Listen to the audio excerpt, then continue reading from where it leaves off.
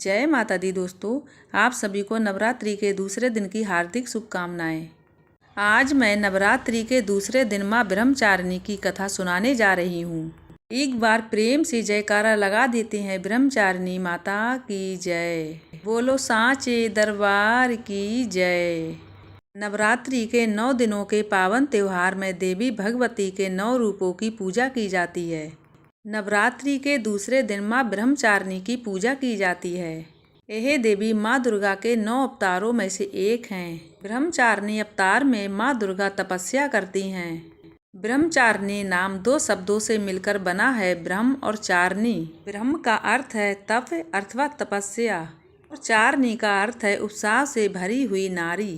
शास्त्रों में ब्रह्मचारिणी का अर्थ तप की चारिणी और आचरण करने वाली बताया गया है।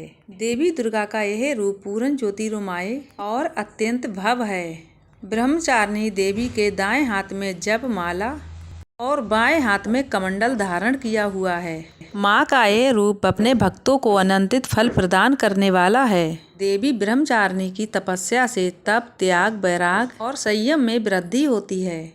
शास्त्रों के अनुसार देवी ब्रह्मचारिणी मंगल ग्रह की शासक हैं। वह भाग्य की दाता हैं और अपने भक्तों के सभी दुखों को दूर करती हैं। मंगल दोष और कुंडली में कोई भी मंगल दोष को लेकर स्थिति होती है तो उनको दूर करती हैं। इसीलिए ब्रह्मचारिणी देवी की पूजा की जाती है। आइए दोस्तों, अब सुनते हैं मिलकर माँ ब्रह्मचारिणी देवी की कथा। ओम देवी ब्रह्मचारिणी नमः। ओम देवी ब्रह्मचारिणी नमः। सती के रूप में स्वयं अग्नि में भस्म कर देने के बाद देवी ने भद्राचीय हिमालय की पुत्री के रूप में जन्म लिया। तब उनका नाम हेमावती, पार्वती या शैलपुत्री रखा गया। जब पार्वती बड़ी हुई तब ब्रह्मा के मानस पुत्र देवर्षि नारद ने उन्हें दर्शन दिए। उन्होंने पार्वती को बताया अगर वह तपस्या की राह पर चलें तो उन्हें अपने पूर्व जन्म के पति भगवान भोलेनाथ के रूप में मिलेंगे। नारद जी के उद्देश्य से भगवान भोलेनाथ को पति के रूप में प्राप्त करने के लिए पार्वती घोर तपस्या की। इन कठिन तपस्या के कारण इन्हें तपचारिणी अर्थात ब्रह्मचारिणी नाम दिया गया। ब्रह्मचारिणी रूप में पार्वती ने 1000 वर्ष सिर्फ फल फूल खाकर ही बिताए। वर्षों वर्ष तक जमीन पर रह के साग पर निर्वाह किया और कई वर्षों तक कठिन उपवास रखे और खुले आसमान के नीचे सर्दी, गर्मी, बरसात के घोर कष्ट सहे और कई हजार वर्षों तक टूटे हुए बिल्व पत्ते खाए और भगवान शंकर की आराधना करती रहीं। इसके बाद उन्होंने सूखे बिल्व पत्र भी खाने छोड़ दिए। कई हजार वर्षों तक निर्जल निराहार रहकर वह तपस्या करती रहीं। पत्तों को खाना छोड़ देने के बाद इनका नाम अपर्णा पड़ा। कई हजार तप करने के बाद देवी का शरीर एकदम क्षीण हो गया। देवता, सिद्धगण, ऋषि, मुनि आदि सभी ने ब्रह्मचारिणी की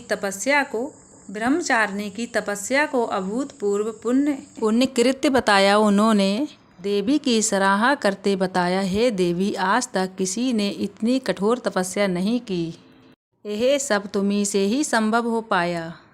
तुम्हारी मनोकामना अवश्य ही पूर्ण होगी और भगवान शंकर ही तुम्हें पति के रूप में प्राप्त होंगे। अब तुम तपस्या छोड़कर घर वापस लौट जाओ।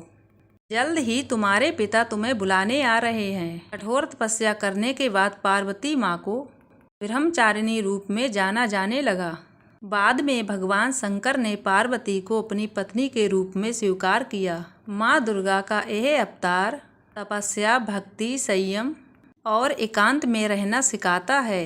देवी ब्रह्मचारिणी की साधना स्वादिष्ठान चक्कर में रहकर की जाती है। स्वादिष्ठान चक्कर इथासी के निचले छोर में स्थित है।